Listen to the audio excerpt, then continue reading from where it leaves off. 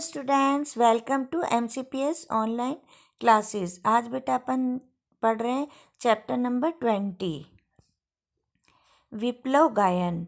अब ये है मतलब इसमें कवि एक गायन के बारे में बताते हैं। बाल कृष्ण जी एक कवि हैं, उन्होंने ये कविता लिखी है और ये मतलब इस कविता में बता रहे हैं कि हमें किस तरह क्रांति लानी चाहिए, हमारे समाज को क्रांति की ज़रूरत है और इसमें रूढ़िवादी चीज़ें वगैरह बहुत सी चीज़ें गलत फैली हुई हैं, उनको हटाना चाहिए। ठीक है बेटा। कवि कुछ ऐसी तान सुनाओ। अभी कह रहे कवि कुछ ऐसी तान सुनाओ, तान यानी गीत सुनाओ जिससे उथल पुथल मच जाए। मतलब जैसे उथल पुथल मच जाती है ना, हलचल हो जाती है ना। कुछ जैसे सीधा बैठा हुआ कोई कुछ कर देता है तो एकदम उथल पुथल मच जाती है।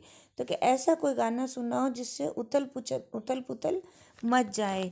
एक हिलोर इधर से आए, एक हिलोर उधर से आए, यानी देखो एक लहर इधर से आए और एक लहर उधर से आए और ये जो संसार है ये बदल जाए। जो इसमें रूढ़िवादी चीज़ें और गलत सलत चीज़ें फैली हुई हैं, ये मतलब नए नए विचार जागे, इधर से उधर से जो नई पीढ़ी है उनके विचार जागे और ये सब खत्म हो।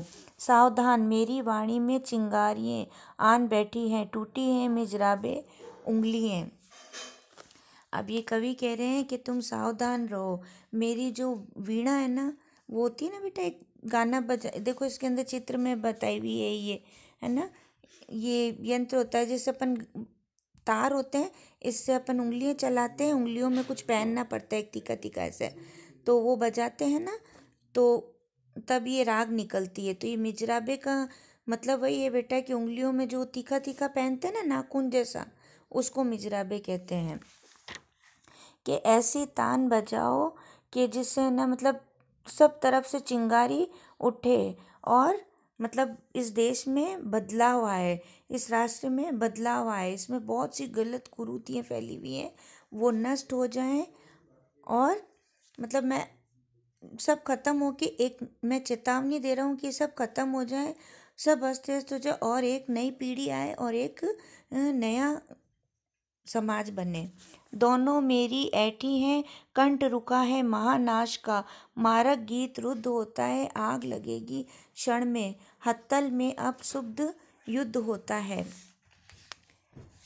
अब ये कह रहे हैं कंठ मतलब होता है बेटा गाना, मारक मतलब मृत्यु का गीत, रुद्ध यानी रुका हुआ, क्षण मतलब एक की मिनट में, है ना। और हत्तल का मतलब होता है बेटा हृदय की गहराइयों में।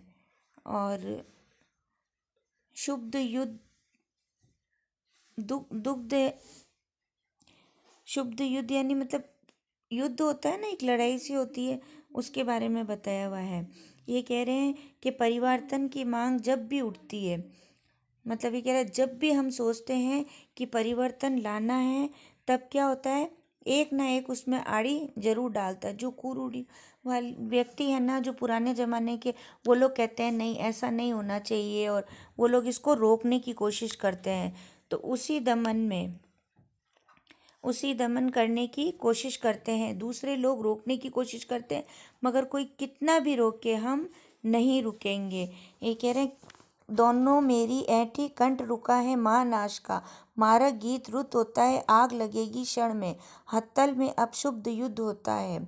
अब ये कह रहे हैं कि मतलब हम चाहे कोई कितना भी रोकने की कोशिश करे, हम नहीं रुकेंगे। हमने ठान लिए कि हमें करनी है तो करना है, जो भी इसके रास्ते में आएगा हम उसे ख़त्म कर देंगे, भस्म कर देंगे। मगर ये क्रांति की लहर जो है, आग ऐसी फैली है कि इसको सब खत्म करके नष्ट करके ही हम मानेंगे। झाड़ और झंगार दग्ध है इस ज्वलन गायन के स्वर से, रुद्र गीत की कुद्र तान है निकली मेरे अंतरम से। अब ये यूं कह रहे हैं कि झाड़ झाड़ जकार दग्ध है, यानी मतलब ये जो घास और ये फैली हुई है ना इधर उधर, अनसन घास फैल जाती है उसको हम हटा देंगे। जो भी ये कुरीति गलत सलत है पुराने ज़माने की, देखा होगा आपने, जैसे पहले ज़माने में गाँव में ऐसे बैठते थे, नीचे बैठते थे, पढ़ने नहीं देते लड़कियों को, और दहेज प्रथा थी, ये वो थी, बहुत सी ऐसी कुरीतियाँ हैं जो गलत हैं, उन सबको हम हटा देंगे और इसका विरोध करेंगे और इसको निकाल बाहर फेंकेंगे हमारे राष्ट्र से। कण कण में है व्याप्त वही स्वर, रोम रोम गाता है ये ध्वनि, वही तान गाती रहती है कालकूट फणी की चिंतामणि। अब जैसे देखो बेटा, कालकूट का मतलब होता है विष, और फणी का मतलब वो नाग की जो फन होता है ना नाग का, वो होता है। ध्वनि मतलब बेटा वो आवाज़, और व्याप्त का मतलब होता है हर एक क्षण, मतलब हमारे रोम रोम में एक एक, मतलब क्षण, कण कण में, हर एक जगह में हमारे ये फैल गया है। और हमारे रोम रोम से यही गाना गाते हैं कि हमें बदलाव चाहिए, हमें ये कुरीति नहीं चाहिए। जिस तरह है ना जो शेषनाग मणि की चिंता में डूबा रहता है ना, वैसे ही समाज नव निर्माण में डूबा हुआ है। आज देख आया हूँ जीवन के सब राज समझ आया हूँ, भू विलास में महानाश के पोषक सूत्र परख आया हूँ। अब ये कह रहे हैं कि मतलब मैंने सब कुछ परख लिया है, सब समाज में जो भी चीज़ें हैं सब कुछ मैंने देख लिए, और मैं इन सबको भस्म करना चाहता हूँ, एक नया राष्ट्र और नई पीढ़ी बनाना चाहता हूँ, जिससे मतलब इसका विकास हो सके और देश आगे बढ़ सके। क्योंकि मतलब पुरानी चीज़ों से नहीं बढ़ता, नए नए आविष्कार होते हैं, नया नया विकास होता है, तो मतलब देश भी उन्नति करता है।